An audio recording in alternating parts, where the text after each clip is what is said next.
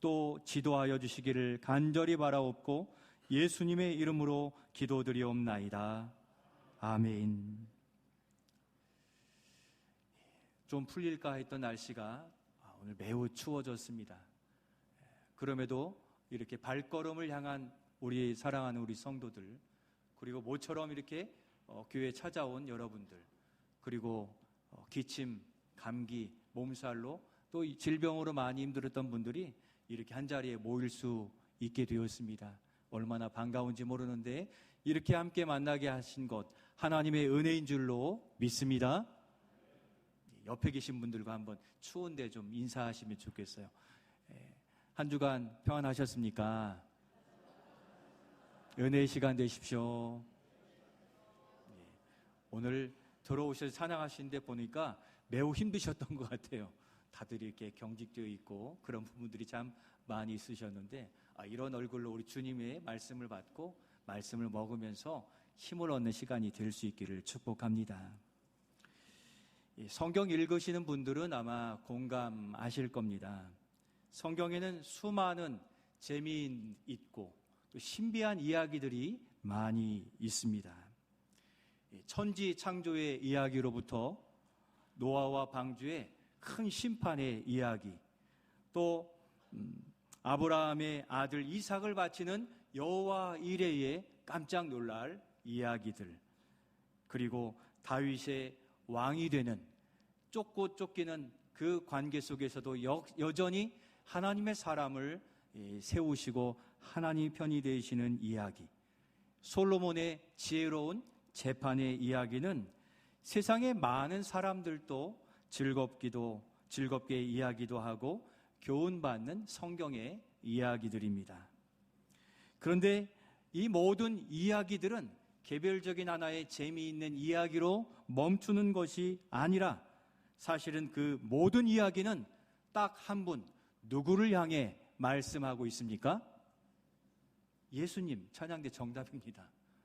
오실 예수님에 대하여 구약의 이야기들이, 오신 예수님에 대하여 신약의 이야기들이 모두 한 분 예수님을 향해 있다는 것을 우리는 알 수 있습니다. 그게 성경이 우리에게 보이시고자 하는 핵심이에요.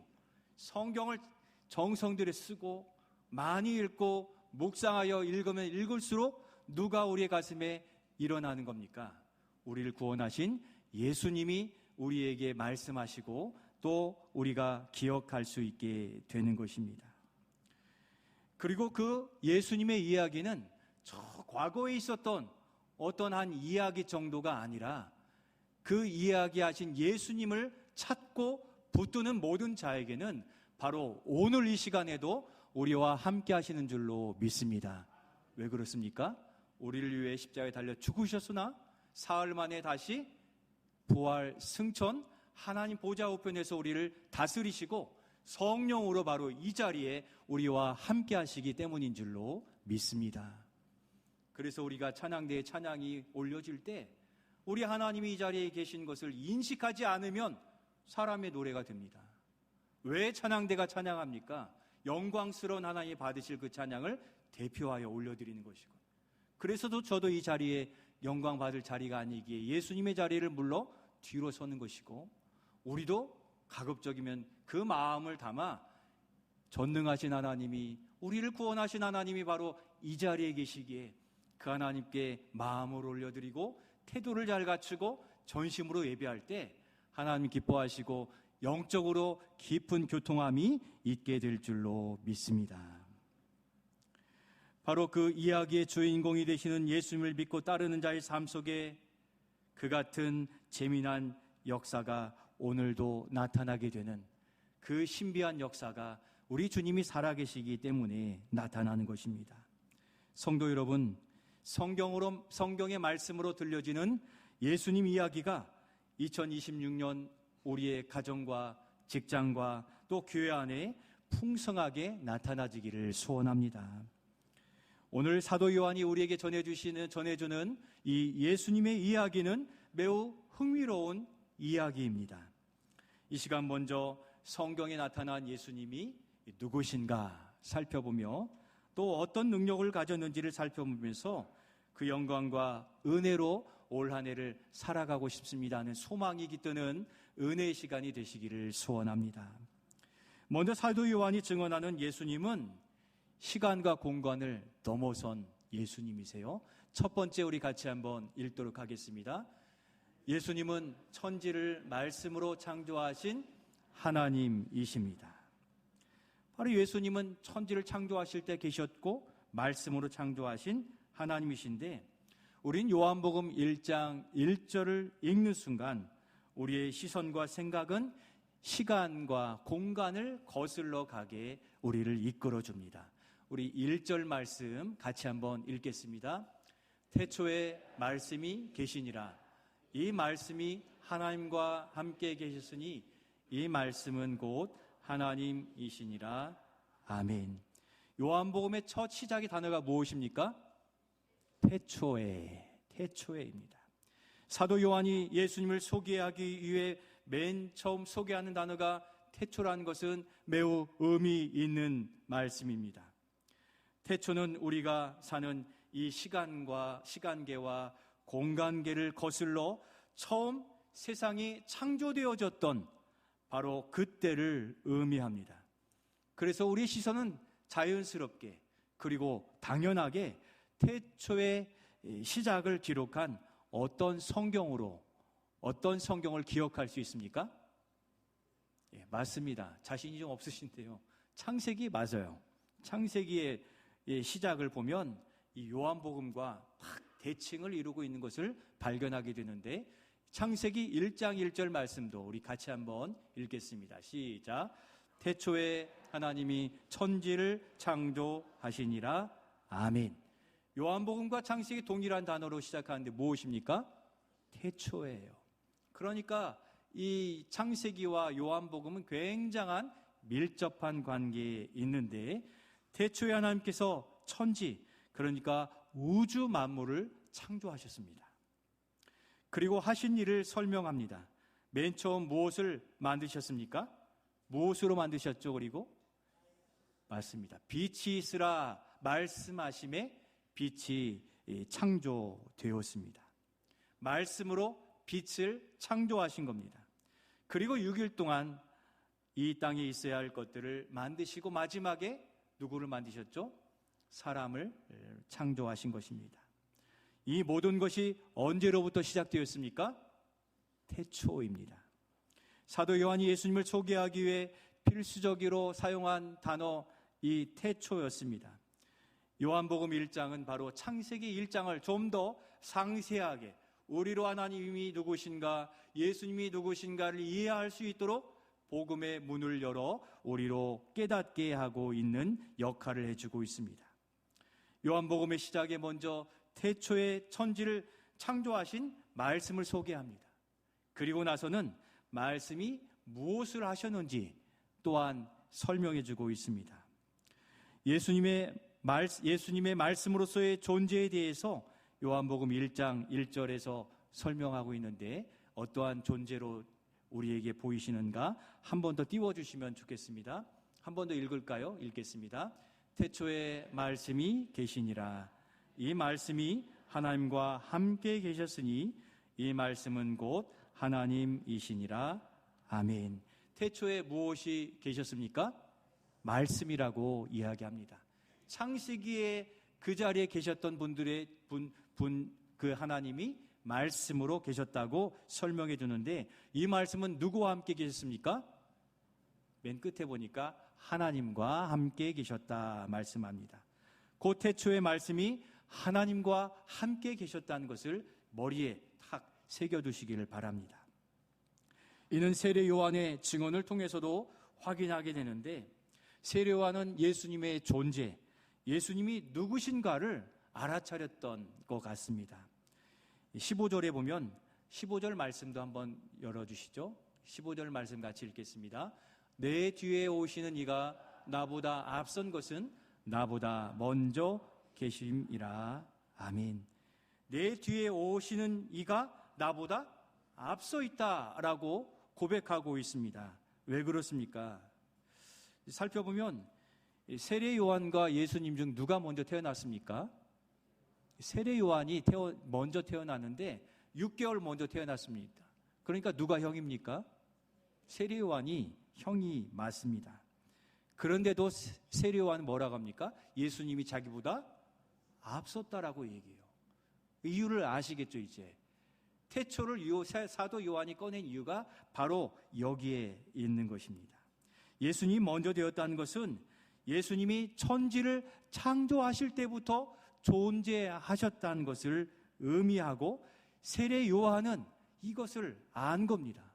사도 요한도 그것이 옳다 인정되었기에 성경에 기록하여 우리로 그것을 알게 하고 있는 것입니다. 그래서 예수님은 존재적인 차원이 우리랑 완전히 다른 분이심을 드러내주고 있는데, 그래서 세례 요한의 예수님에 대한 유명한 고백이 있죠.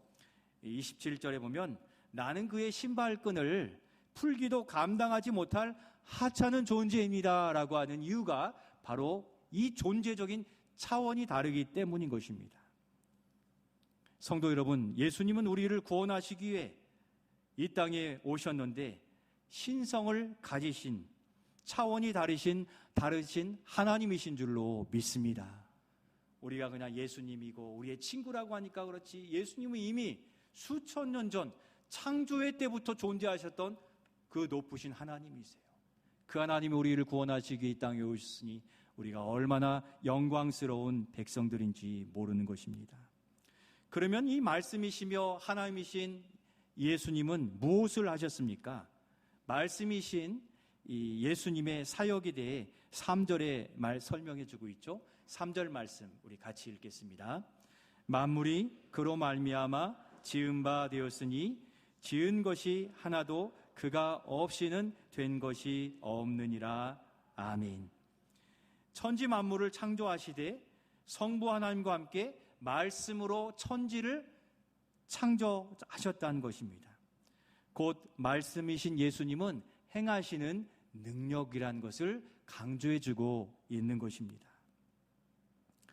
여기서 말씀은 말씀이라는 의미로 한 번 더 넘겨주시면 헬라어로 로고스입니다.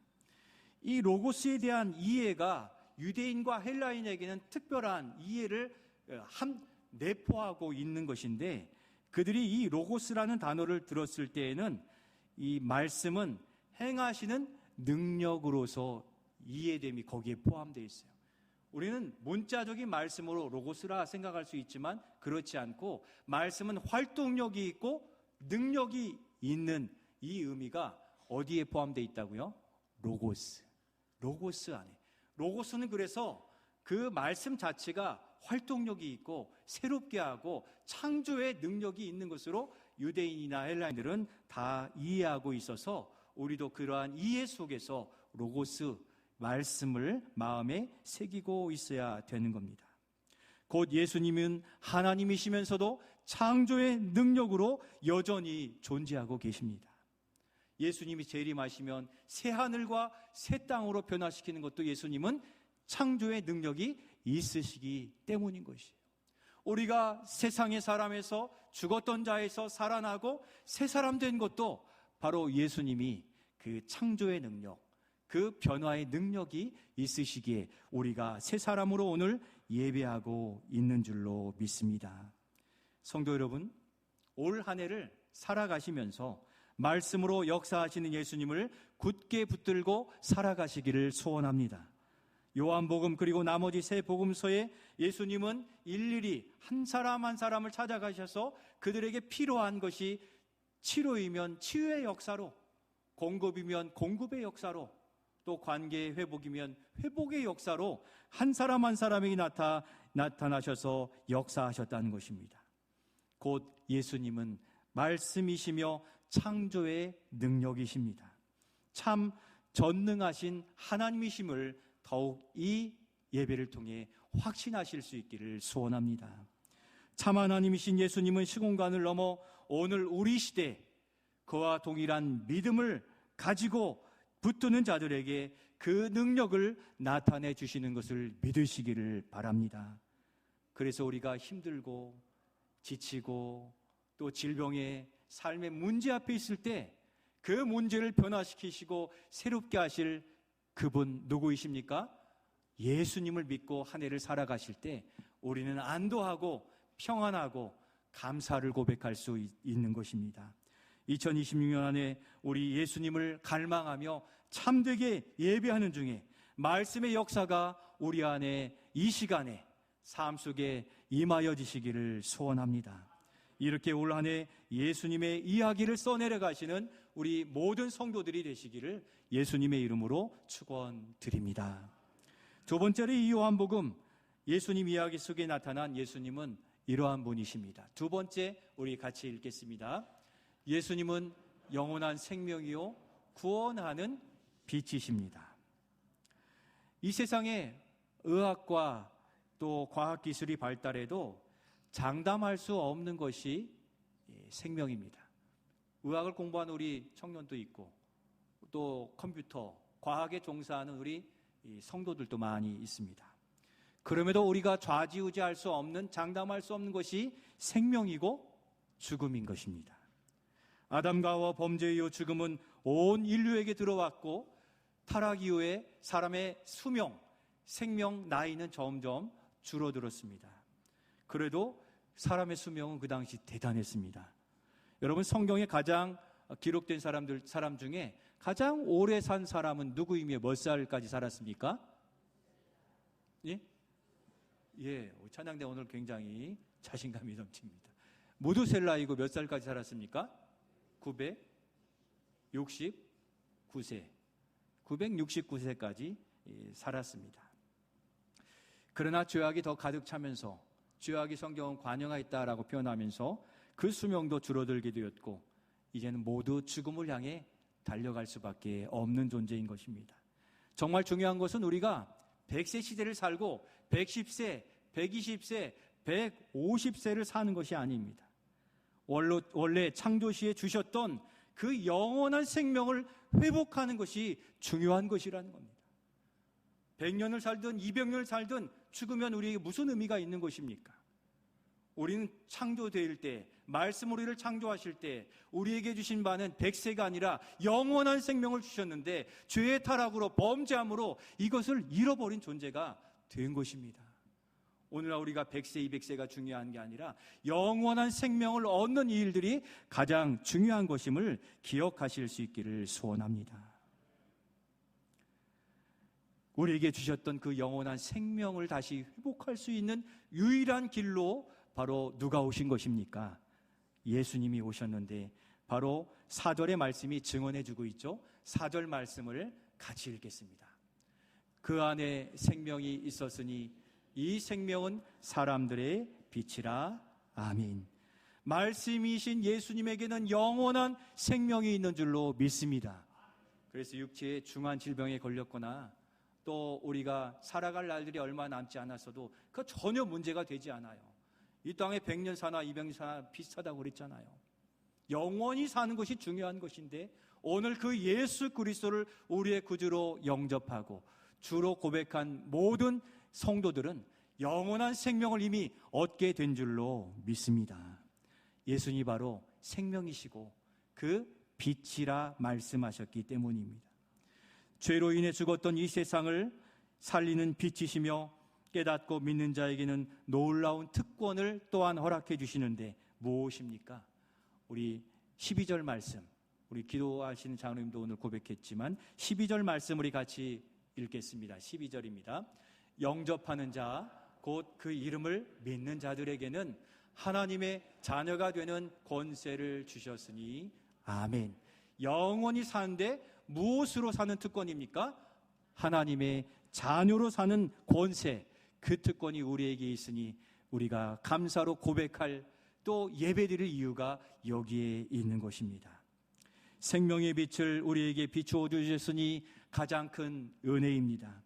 그러나 이 빛이 비추어졌어도 세상은 깨닫지 못하고 배척하였다고 기록하고 있습니다.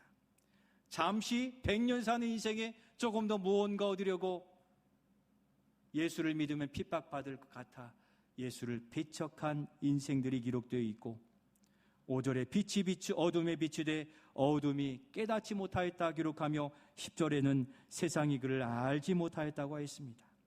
이 복음이신 예수님을 깨닫고 믿는 것은 우리의 노력이나 혈통에 의해서가 아니라 말씀하셨습니다. 우리의 결단이 아니라, 우리의 선택이 아니라 오직 하나님의 은혜에 의해서만 예수님이 우리의 구주가 되신 줄로 믿습니다. 하나님께서 천지를 창조하셨고 오늘 우리의 삶을 주장하시는 주가 되심을 믿는 믿음으로만 하나님의 자녀가 되는 것입니다. 우리 13절 말씀을 같이 읽겠습니다. 이는 혈통으로나 육정으로나 사람의 뜻으로 나지 아니하고 오직 하나님께로부터 난 자들이니라. 아멘. 우리가 소유한 믿음, 우리가 받은 은혜는 우리가 잘나서가 아니라, 우리가 말을 잘해서가 아니라, 기술이 뛰어나서가 아닙니다. 오직 하나님의 은혜로 하나님 우리를 택해 주셨기에 우리가 하나님의 자녀가 된 것입니다. 이것이 은혜이고 감사의 찬양을 올려드릴 이유가 여기에 있는 것입니다. 오늘 우리는 어떠합니까? 우리에게 영원한 생명을 주시고 임마누엘 우리와 함께 하시는 그 주님께 감사하며 우리 주님을 우선에 둔 그 삶을 살아가고 있습니까?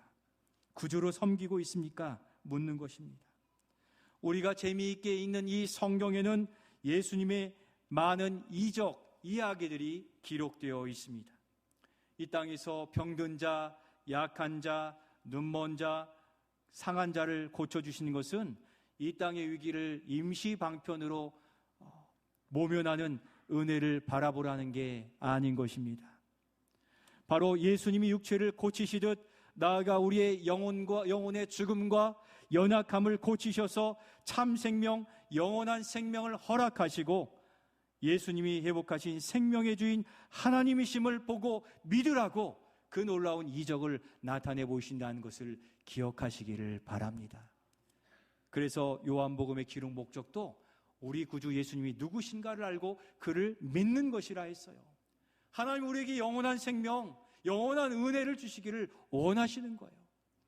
그러기 위해서 우리가 자꾸 주님을 의지하고 그 주님을 붙들고 주님과 동행하는 삶을 추구하셔서 이 땅에서부터 그 영원한 기쁨을, 천국의 기쁨을 누리는 우리 모두가 되실 수 있기를 소원합니다. 그 예수님을 소유한 자는 생명을 얻었고 어둠의 빛으로, 죽음에서 생명으로, 막힘에서 형통한 삶을 살아가는 놀라운 이야기가 이미 우리에게 임하셨다고 우리에게 말씀해 주시는 것입니다. 우리 안에 밝히신 그 빛은 지금 어떠합니까? 희미해지거나 무디어지거나 또한 감각을 잃고 시들어간 것은 아닙니까? 참 빛이시며 참 생명이시며 참 도움이시며 참 능력이신 예수님을 알고 믿게 되었으니 은혜 받은 자답게 믿음으로 살아가시기를 축복합니다. 그러면 그 영원한 생명을 얻은 우리 안에 계시는 예수님은 마지막으로 어떤 분이십니까? 우리 세 번째 같이 읽겠습니다. 예수님은 우리 안에 거하시는 영광입니다. 영광으로 우리 안에 거하신다는 겁니다. 우리가 한 해를 살다 보면 심신이 많이 지치고 영혼도 많이 피로감을 느낄 때가 있습니다. 그럴 때마다 우리가 바라보고 소망할 분은 예수님입니다. 왜입니까? 14절에서 그것을 말씀해 주시죠. 14절 말씀 같이 읽겠습니다. 말씀이 육신이 되어 우리 가운데 거하심에 우리가 그의 영광을 보니 아버지의 독생자의 영광이요 은혜와 진리가 충만하더라. 아멘. 말씀이신 하나님이 육신이 되어 말씀이신 하나님이 이 땅에 오심을 성육신이라고 합니다. 그런데 어디에 오셨다고 기록하고 있습니까? 말씀이 육신이 되어 우리 가운데 거하심에, 거하신다고 말씀하십니다. 이를 신학적으로 내주하신다라고 표현하는데, 영이신 하나님께서 우리의 육체와 영혼 안에 살고 계신다고 말씀하는 겁니다. 그래서 우리는 하나님과 신령한 영적인 연합의 관계에 있는 거예요. 그러니까 우리가 아파하면 우리와 연합되어 있는 영이신 하나님이 아파하시는 거고 아신다는 겁니다. 그러니까 한 해를 살아가며 힘들고 어려울 때 우리가 자꾸 금융치료 받으려고 하고 어떤 치료 받으려 하지 마시고 연결되어 있는 주님을 더욱 바라보고 묵상하시면 내 안에서 샘솟는 생명수가 우리의 약함을 치료하게 될 줄로 믿습니다. 치료의 능력은 우리 안에 계신 예수 그리스도예요. 힌두교에서는 나 자신을 발견해서 내가 나를 치료할 수 있다고 이야기하지만 거짓말이에요. 왜 그렇습니까? 타락한 본성이 어떻게 우리를 치료합니까? 타락하지 않으신 살아계신 주님이 말씀이 되어 우리 안에 거하실 때 그 영혼은 질병도 치료되고 삶의 문제도 치료받게 될 줄로 믿습니다. 치료의 구는 오직 예수 그리스도밖에 없으신데 그 예수님이 우리 안에 계시고 우리의 구주가 되시니 이보다 더한 영광이 어디에 있겠습니까? 예수님은 그렇게 우리 안에 영광으로 거하시며 은혜와 진리로 존재하셔서 우리가 기억력이 약해지고 까막까막할 때에도 성경을 읽으면 성경으로 감동하셔서 그 살아계신 하나님이 느껴지게 하시고 다시 깨닫게 하셔서 낭만과 낙심에서 늘 일어나게 하시니 우리 하나님 우리 안에 영광으로 거하시는 줄로 믿습니다. 그러나 우리가 그 눈이 어두워지고 세상을 따라 쫓아나가면 우리 안에 거하신 예수님을 생각지도 못하고 그 세상에서 그 어두움 가운데 절망의 길을 걸어갈 수밖에 없는 것입니다. 그러나 오늘 말씀하신 말씀을 기억하여 말씀이 육신이 되어 우리 안에 거하심에 내 안에 거하시는 예수 그리스도를 자꾸 묵상하고 의지하여 올 한 해를 주님과 동행해 나아가시는 우리 모두가 되실 수 있기를 소원합니다. 그 영광과 은혜를 어디서 누릴 수 있습니까? 천국의 기쁨을 누리는 방법으로 두 가지를 말씀드렸잖아요. 첫 번째는 따라해 주시죠. 코이노니아, 디아코니아. 코이노니아 뭡니까? 교제하는 거죠. 서로 교제. 하나님과 교제, 우리 사람들과 교제. 디아코니아 무엇입니까? 주신 사명에 봉사하는 거죠. 주의 일을 감당하면서 주의 능력이 거기에 나타나는 것이잖아요. 우리로 할 수 없을 것 같은데 감당케 하시는 그 능력을 경험하면서 주님의 능력을 경험하고 주님과 동행하고 살아계신 하나님을 내 안에 품으며 우리는 그 믿음이 깊어지는 겁니다. 요한은 11절에서 예수님이 자기 땅에 오셨다고 해요. 거기서 우리가 무엇을 느낍니까? 이 땅이 누구의 것입니까? 하나님의 것이에요. 이 땅의 시간과 물질과 재원과 능력과 기술과 지혜 모든 것이 우리 주님께 속해 있으니 여러분 이 모든 만물의 주인 되신 주님께 구하실 수 있기를 소원합니다. 그러면 주시는 거예요. 공부하는 우리 학생들, 취업을 준비하는 그 앞날에 대하여 또 우리의 가정을 꾸려가시는 이 앞날에 대하여 또 우리의 직장, 사업장 그 모든 것이 누구 손 안에 있습니까?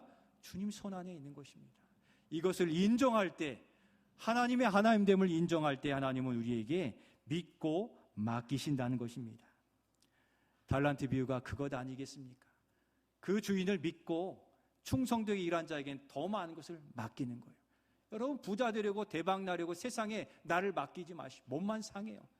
나이 들어서 우리가 후패한다고 성경이 기록되어 있기 때문에 우리의 소망은 우리에게 젊을 때부터 또 평생에 은혜 주시는 우리 하나님을 의지하여 올 한 해를 살아가실 수 있기를 소원합니다.